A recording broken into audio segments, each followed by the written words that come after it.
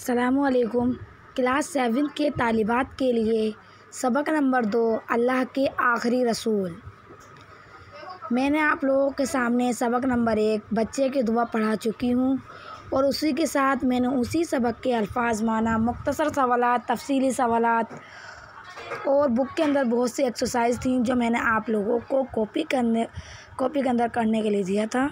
उम्मीद करती हूँ कि आप लोगों ने वो सारा काम कॉपी के अंदर कर लिया होगा। आज अपन पढ़ते हैं सबक नंबर 2 अल्लाह के आखिरी रसूल। मक्का अरब देश का कदीम तरीन शहर है, यानी बहुत पुराना शहर है। यहाँ के लोग अवाइल से ही यानी शुरू से ही कबीलों में रहते थे। हर कबीले का एक सरदार होता था। सबसे बुजुर्ग और मोतबर कबीला कुरैश माना जाता था, यानी सबसे ज़्यादा इज़्ज़त वाला जो कबीला था वो कौन सा था? कुरैश का। कुरैश कबीले की एक शाख ख़ानदान हाशमी के नाम से मशहूर थी, यानी एक हिस्सा जो था वो क्या था? हाशमी के नाम से मशहूर था। हज़रत अब्दुल मुत्तलिब इसी ख़ानदान के चश्मो चिराग थे। अब्दुल मुत्तलिब निहायत ही पाकबाज, हक़-गो यानी सच बोलने वाले और दयानतदार थे। सबको ईमानदारी और सदाकत पर यकीन था, यानी सबको उनकी ईमानदारी और सदाकत यानी सच्चाई पर हमेशा यकीन रखते थे सभी लोग। यही वजह है कि आप ही खाना काबे के मुहाफ़िज़ यानी हिफाजत और मुतवल्ला यानी इंतज़ाम करने वाले थे, और उसकी चाबियां भी आप ही के सुपुर्द यानी आप ही के हवाले थी। कहाँ की चाबी? खाना काबा की। इन दोनों खाना काबा की तवीलियत से सबसे बड़ी बुजुर्गी मानी जाती थी। हज़रत अब्दुल मुत्तलिब की कई बीवियाँ थीं, जिनसे उनके 10 बेटे थे। एक बीवी से 2 बेटे, अब्दुल्ला और अब्दुल तालिब। उनकी कितनी बीवियाँ थीं? कई बीवियाँ थीं। उनका जिक्र नहीं हुआ है, बस बता दिया गया कि कई बीवियाँ थीं और उनके 10 बेटे थे। उन्हीं बीवियों में से एक बीवी के 2 बेटे थे, जिसमें से एक का नाम अब्दुल्ला और दूसरा का नाम अबू तालिब थे। अब्दुल्ला सब भाइयों में सबसे बड़े थे, यानी जितने भाई थे उन सब में 10 भाइयों में सबसे बड़े कौन थे? अब्दुल्ला। और उनकी शादी इसी ख़ानदान की एक पाकबाज अज़मत बाप लड़की आमना बिनते वहब के साथ हुई। यानी उनकी शादी किससे हुई? अज़मत बाप यानी पाकीज़ा लड़की आमना बिनते वहब यानी वहब की बेटी के साथ हुई। वहब की बेटी आमना के साथ हुई। इन दोनों के यहाँ लोग ज़्यादातर तजारत का पेशा करते थे। तजारत का काम हुआ करता था। एक दिन अब्दुल्ला तजारत के सिलसिले में मदीना गए और मदीना में ही उनका क्या हो गया? इंतकाल हो गया। वहीं सुपुर्द खाक भी किए गए, यानी एक मरतबा कहाँ गए? मदीना तजारत के इरादे से गए और वहाँ पर उनका इंतकाल हो गया, सुपुर्द का, और वहीं वो दफन किए गए। ये खबर सुनकर ख़ानदान हाशमी में कोहराम मच गया। हाशमी में क्या हो गया? एकदम कोहराम। इसी दुख से सबसे ज़्यादा रंज आमना को हुआ, यानी उनकी बीवी जो थी उनको सबसे ज़्यादा रंज हुआ और वो रंजीदा खातिर यानी दुखी से रहने लगी। अब्दुल मुत्तलिब उनसे यानी उनके अब्दुल्ला रज़ियल्लाहु अन्हु के जो वालिद थे अब्दुल मुत्तलिब, उनकी बीवी यानी आमना से बहुत बेटी के तरह प्यार करते थे और हमेशा उनकी दिलजोई करते थे, यानी उनको तसल्ली देते थे। अब्दुल्ला रज़ियल्लाहु अन्हु के वफ़ात के करीब 2 महीने बाद आमना के यहाँ एक बच्चा पैदा हुआ, जिसका नाम मोहम्मद रखा गया। कौन जानता था कि मोहम्मद सल्लल्लाहु अलैहि वसल्लम आकाए दो जहां, सरदार अंबिया, सुरूर कौनैन और शाफ़े मुज़निमीन होंगे। यानी कौन जानता कि ये दोनों जहाना के गुनहगार की शफाअत करने वाले मतलब बहुत रसूल होंगे। मोहम्मद सल्लल्लाहु अलैहि वसल्लम के पैदा होने के वक्त ऐसी निशानियाँ रुमाना हुई जिनको देखकर दुनिया खासकर कुफ़ार और यहूदी नसारा खौफ ज़दा हो गए। यानी उनके पैदा होने के बाद ऐसे निशानियाँ हुई कि लोग तो बहुत ज़्यादा डरे और जो यहूदी नसारा जो थे वो भी खौफ ज़दा हो गए। और आपकी पैदा होने के वक्त सारी दुनिया रोशन हो गई, यानी सब तरफ रोशनी ही रोशनी फैल गई। और आपने पैदा होते ही सजदे खालिक बजा लाया, यानी आप सल्लल्लाहु अलैहि वसल्लम जब पैदा हुए उन्होंने सबसे पहले क्या किया? खुदा के लिए सजदा किया और पहला लफ्ज़ जो आपके दहान मुबारक यानी ज़बान मुबारक से निकला वो क्या था? ला इलाहा इल्लल्लाह, यानी अल्लाह के सिवा कोई माबूद नहीं, अन्ना रसूलुल्लाह, अन्ना यानी होता मैं रसूलुल्लाह यानी और मैं अल्लाह का रसूल हूँ। यानी क्या उन्होंने पहला जो लफ्ज़ निकला उन्हें ज़बान मुबारक से वो क्या था कि मैं अल्लाह के सिवा कोई माबूद नहीं हूँ, मैं अल्लाह का रसूल हूँ।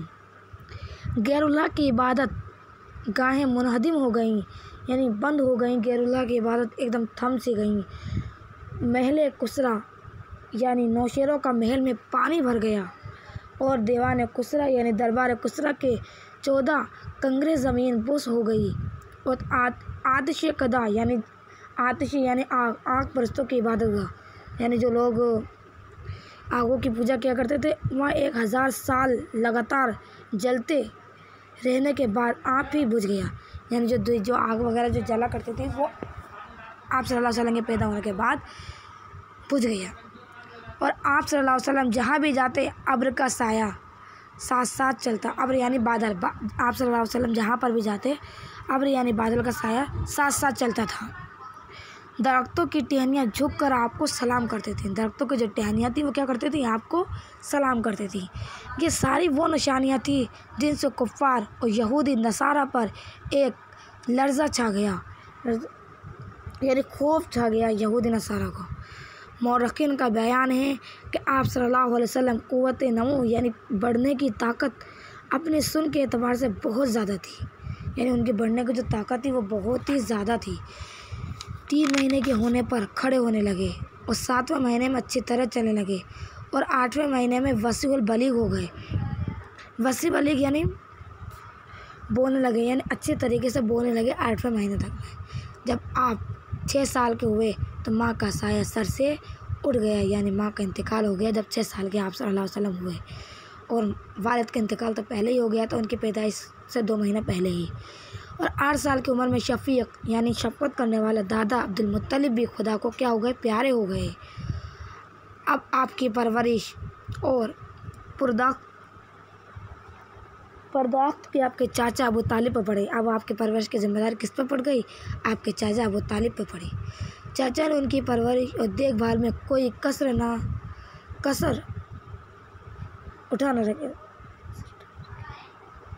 ना छोड़ी उन्होंने, और अपने बेटों से ज़्यादा आपकी फ़िक्र में लगे रहते थे। शफीक चाचा ज़रा भी आपकी जुदाई गवारा नहीं करते थे। इसके अलावा खाना काबे की निगरानी यानी देखभाल और घर के दूसरे उमूर की जिम्मेदारी भी थी, यानी उनको तो ध्यान रखते थे। उसके बाद खाना काबे की जिम्मेदारी भी किस पे आ गई थी? उनके चाचा अबू तालिब पे आ गई थी। और घर के बाकी के जो काम थे वो भी वो खुद किया करते थे। आप सल्लल्लाहु अलैहि वसल्लम बचपने से कोई हिरा यानी गार में तन्हा यानी अकेले अल्लाह की इबादत में मशगूल रहते थे। कभी किसी बुत खाने यानी बुतों का घर जो होता है उसकी तरफ निगाह तक ना ली, यानी निगाह उठा के भी नहीं देखा, बल्कि उनसे आपको दिली नफरत थी। यानी आपको उनसे क्या थी? जो बुत यानी जो पूजा बुत घर जो होते हैं ना हिंदुओं के, जो लोग पूजा वगैरह करते हैं उनके सामने उनको उनसे दिली नफरत थी। उनके तरफ कभी उन्होंने निगाह उठा के भी नहीं देखी। और आप हमेशा एक अल्लाह को मानते और उसी की इबादत करते थे। आप बचपन से ही बड़े रोशन दिमाग यानी होशियार ज़हीन, पाकबाज, खलीक और हक़गो यानी ईमानदार, अमीन, हक़गो यानी सच बोलने वाले और अमीर और अमानतदार थे। आप लोगों को एक खुदा की इबादत करने को कहते और बुत परस्त यानी बुतों की पूजा ना करने, बुतों की पूजा से मना करते थे, जिस पर लोग आप सल्लल्लाहु अलैहि वसल्लम से नाराज़ हो गए। यानी बहुत से लोग तो अल्लाह की तरफ उनकी बात को मानते थे, लेकिन बहुत से लोग क्या हुए? उनकी इस चीज़ से नाराज़ होने लगे और वो आप सल्लल्लाहु अलैहि वसल्लम के जान दुश्मन बन गए। नबूवत यानी हालत यहाँ तक पहुँची कि दुश्मन आपके कत्ल के दर पे हो गए। यानी नबूवत यानी हालात यहाँ तक पहुँच चुके थे कि बहुत से लोग तो उनसे दुश्मन जो कत्ल करने पर आमादा हो गए थे। शफीक चाचा यानी शफकत करने वाला चाचा आप पर दुश्मन का कोई गर न होने दिया, यानी उनका एक कोई दुश्मन को आप सल्लल्लाहु अलैहि वसल्लम के करीब भी आने न दिया और आपकी सलामती में कोई दकिया ना छोड़ा, यानी कोई कमी नहीं छोड़ी उन्होंने। जब आप 25 साल के हुए तो आपकी शादी खदीजा बिनते खुवैलिद से हुई, यानी खदीजा। जब आप सल्लल्लाहु अलैहि वसल्लम 25 साल के हुए तो आपकी शादी किससे हुई? खदीजा से हुई, बिनते खुवैलिद यानी उनकी बेटी, जो नहायत ही पाकबाज खुश अखलाक ख़ानदान कुरैश के सबसे शरीफ़ुन नफ्स यानी शरीफ मिजाज और दौलतमंद खातून थीं। बहुत ज़्यादा कुरैश ख़ानदान के दौलतमंद और ना अच्छे अखलाक नहायत ही पाकबाज खातून थीं। खतबाए ने कहा आप सल्लल्लाहु अलैहि वसल्लम शफ़ीक चाचा ख्वाजा अबू तालिब ने पढ़ा। किन्होंने पढ़ा? अबू तालिब ने उनका निकाह पढ़ाया। उस वक्त आपकी उम्र 25 साल थी और खदीजा की उम्र 40 साल थी। तो आप सल्लल्लाहु अलैहि वसल्लम की उम्र जब उनकी शादी हुई तो कितनी थी? 25 साल। और उनकी बीवी की जो उम्र थी, वो खदीजा की जो उम्र थी वो कितनी थी? 40 साल।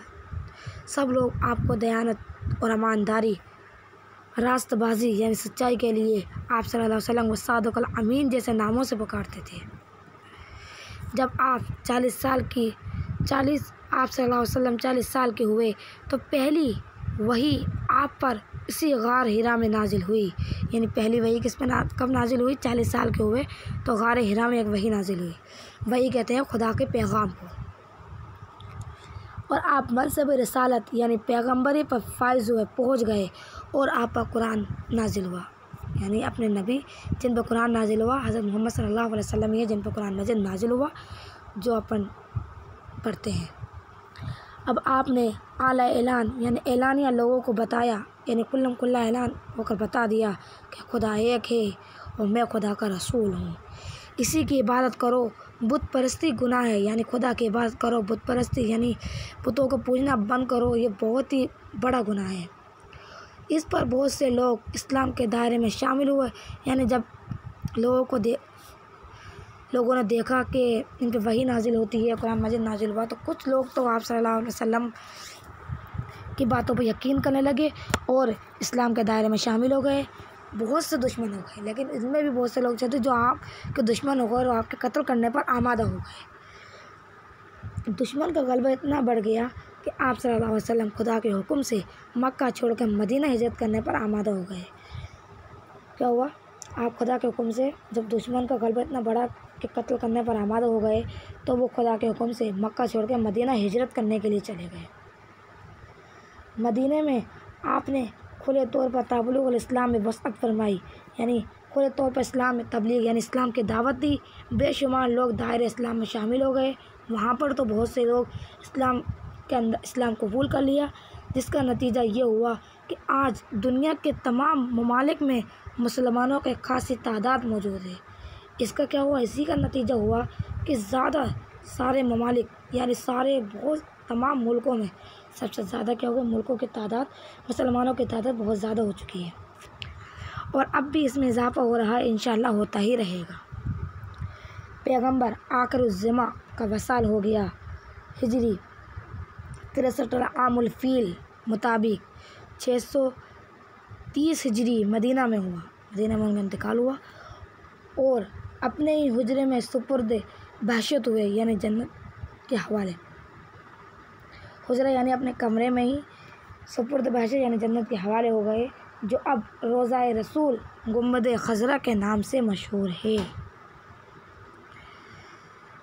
ये मैंने आप लोगों के सामने एक सबक पढ़ा दिया, सबक नंबर 2।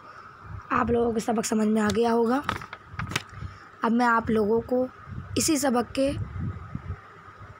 अल्फाज मायने कॉपी में करने के लिए दूंगी, वो काम आप लोगों को कॉपी में करना है। इसके आगे के जो सवाल जवाब हैं, तफसीली सवाल आते हैं, सब मैं आप लोगों को इंशाल्लाह कल पढ़ाऊँगी। ये देखिए इसके अल्फाज मायने हैं, मैंने एक पेज पर लिख दिए हैं कि आपको कॉपी के अंदर करना है।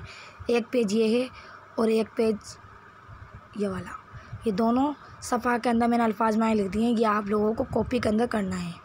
आज का सबक आप लोगों के लिए इतना ही है। खुदा हाफिज़।